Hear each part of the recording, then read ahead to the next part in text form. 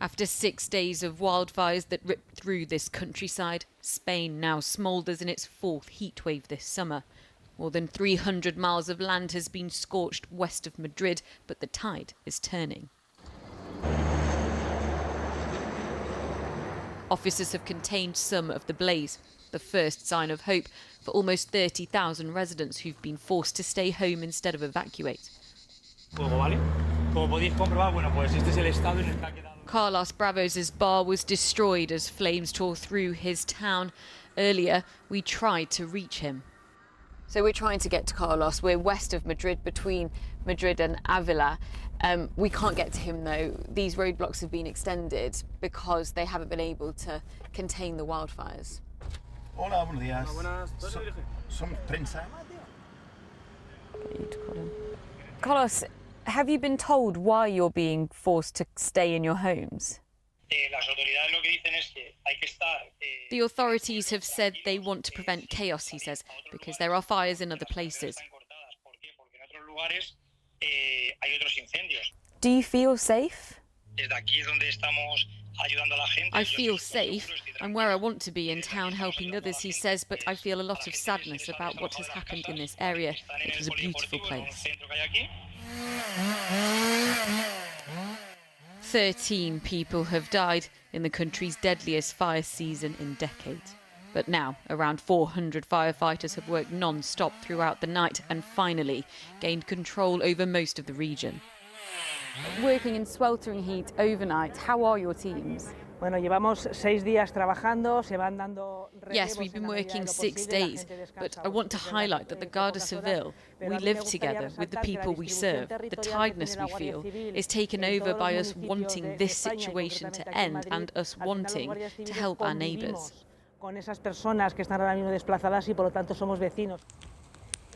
Some of these forests are ancient. Pine and oak trees enjoyed for decades. Recovery, though, may take just as long. Sangeeta Lal, ITV News, Madrid.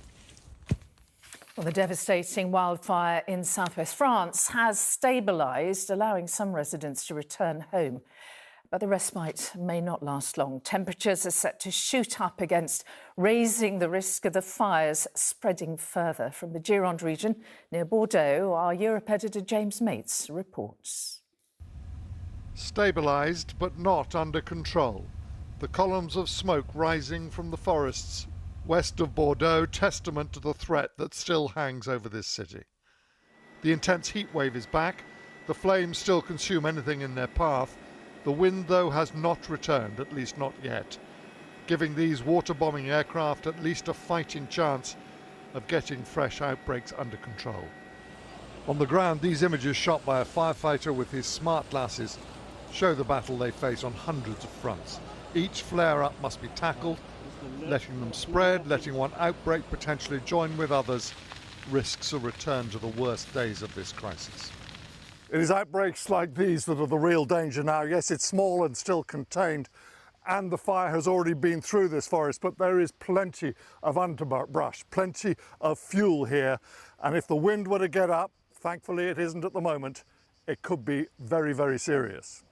Ça n'est pas fini. Le feu n'est pas fixé. It's not over, said this official. The fire is not contained. Its behaviour is completely unprecedented and erratic. It's generating its own storms, its own winds. Il génère ses propres vents. For the firefighters working today in temperatures in the high 30s, exhaustion is the other great enemy. Almost a week now, around the clock. No end in sight. A huge effort is being made while they can to create fire breaks, to clear-cut areas of what is, for the most part, commercial forests, to remove a potential fuel source in strips wide enough to give containment a chance, should it soon be needed. But for so many here, it all comes too late. On the outskirts of many towns, anywhere close enough to woodland has felt the force of the flames. Even if the worst is now over, and that's far from certain, for almost 500 square miles of western France, the summer of 2026 is going to be the year the forests burned. James Mace, ITV News, Bordeaux. Well, our reporter Sangeeta Lal is in Madrid with all the latest for us tonight. So, Sangeeta, some control, it seems, for the moment, but it could actually be short-lived.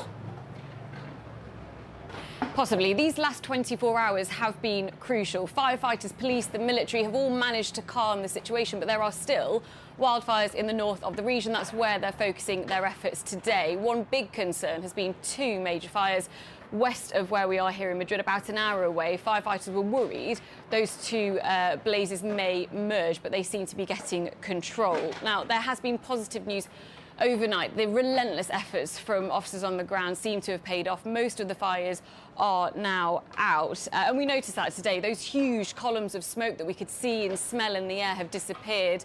There is just a smoky haze across the skyline. But in the last few hours, some residents have been able to return home. Evacuation orders have been lifted for 14 towns here. But the Interior Minister has warned that we should expect conditions to deteriorate with more extreme heat forecast tomorrow. Sangeeta Lal in Madrid, thank you. Well, there are concerns here too that rising temperatures from another heat wave could increase the risk of wildfires in the UK. Firefighters from Oxfordshire and Berkshire have been called to tackle a fire near Reading, which engulfed cars and agricultural buildings. Well, Rosie Dowsing is there for us tonight. So, Rosie, some really challenging conditions for our emergency services then. Yes, indeed, Mary. The fire was so bad on Goring Heath yesterday that farmers had to join the fight to help get it under control. Fire services remain here just monitoring the situation because tomorrow is the expected peak of this heat wave. And in terms of public safety, the UK Health Security Agency has issued a warning from 9 a.m. tomorrow. There are amber heat health alerts for East Midlands, East of England, London and the South East. Yellow heat health alerts issued for the South West, West Midlands, Yorkshire and the Humber. So another difficult day tomorrow for both people and the already parched countryside. Well, you can feel it underfoot, you know, it's so dry and parched. Scars from the dry weather and relentless heat. Luckily, this wildfire at an Oxfordshire football club was contained before it could reach the pitch. It's unprecedented really in the area. We're not used to these dry conditions. Very lucky the emergency services were on down very quickly and to get it under control because it did spread very, very quickly. Like many across the UK, fire crews in this region have been stretched. Just 25 minutes away, crews also managed to get huge flames on Goring Heath near Reading under control. The fire risk has meant there are restrictions even in campsites like this one in the Surrey Hills, where lighting a fire is usually the done thing. There's been some disappointment, of course. For a lot of people, a big part of the camping experience is sitting around a fire pit. It's not just when the fires are burning, but also when people go to bed afterwards. The ashes are still hot, the embers are still glowing, and with a tiny bit of breeze, the impact could be devastating.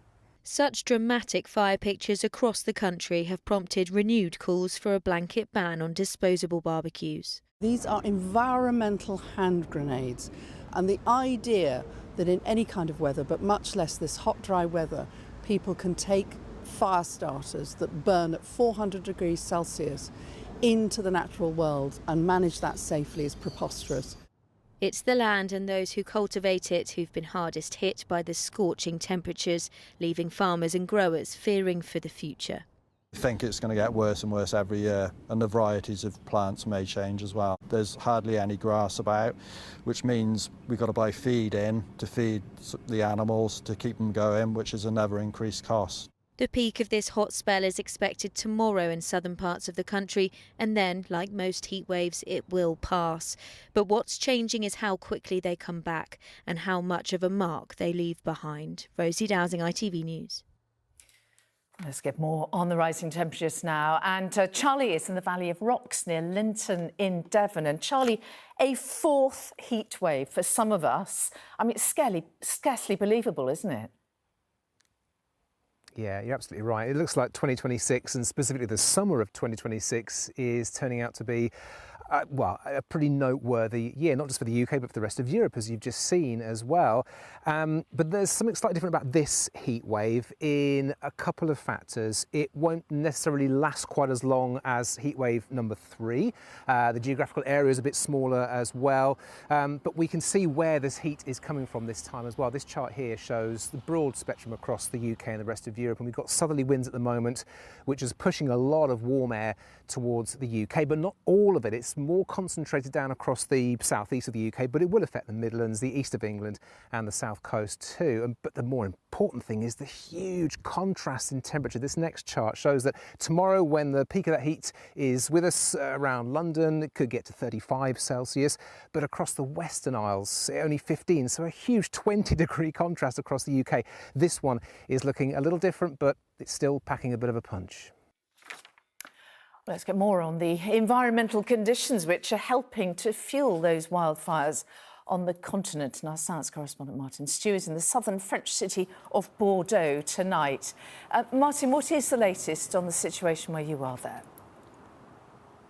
Well, the good news, Mary, is that in the last couple of hours, we've learned that the fires have been stabilised and that 60,000 people are allowed to return to their home if they wish, thanks in part to 121 kilometres of fire breaks which have been dug, and also lighter winds. The bad news is those winds are picking up again tomorrow, gusts of 25 miles an hour, and it is still extremely hot. You know, today was the 23rd day with temperatures above 35 degrees in Bordeaux this year. For context, the average since 1900 is just 2 days a year, and there's no sign of any rain to come in the next fortnight at least. Now, if we look at what that's doing with the dry weather and the drought on this graphic, you're going to see that things are getting really serious. The darker red colours show where the soil is drying out, and more importantly, the vegetation dries too. It becomes what's called desiccated or devoid of moisture, meaning it burns fast and it burns hot. And that extreme comes straight off the back of a separate extreme we had over the winter. That was very wet. It allowed the vegetation to grow. And that flip-flop from one extreme to the other without any sort of normal weather in between is what climate scientists call a climate whiplash. And they say with climate change, that is becoming more common. It is also making it more difficult to contain the sorts of wildfires we're seeing at the moment.